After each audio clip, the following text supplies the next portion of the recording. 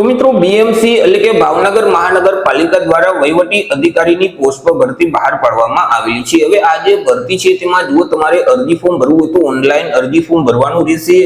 Online અરજી form છે તે ઓલરેડી શરૂ કરી દેવામાં આવેલા છે। 19/10/2025 થી અરજી ફોર્મ શરૂ કરવામાં આવેલા છે અને 8/11/2025 સુધી તમે ઓનલાઈન અરજી ફોર્મ ભરી શકશો।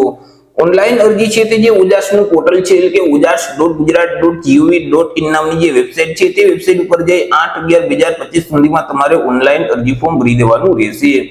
વાત કરી લઈએ એજ લિમિટ એટલે કે વય મર્યાદા વિશે કે અરજી ફોર્મ ભરવા માટે ઉમેદવારની ઉંમર કેટલી હોવી જોઈએ।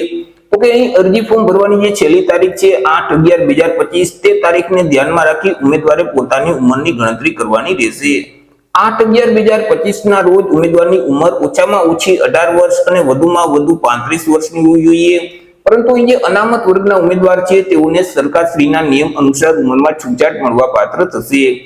વાત કરી લઈએ શૈક્ષણિક લાયકાત એટલે કે એજ્યુકેશન ક્વોલિફિકેશન વિશે કે અરજી ફોર્મ ભરવા માટે ઉમેદવારની શૈક્ષણિક લાયકાત કેટલી હોવી જોઈએ।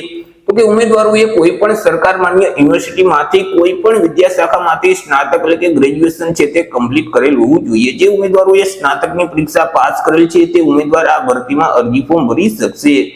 વાત કરી લઈએ પે સ્કેલ એટલે કે પગાર ધોરણ વિશે કે ઉમેદવારોને કયા પગાર ધોરણ મુજબ પગાર આપવામાં આવશે।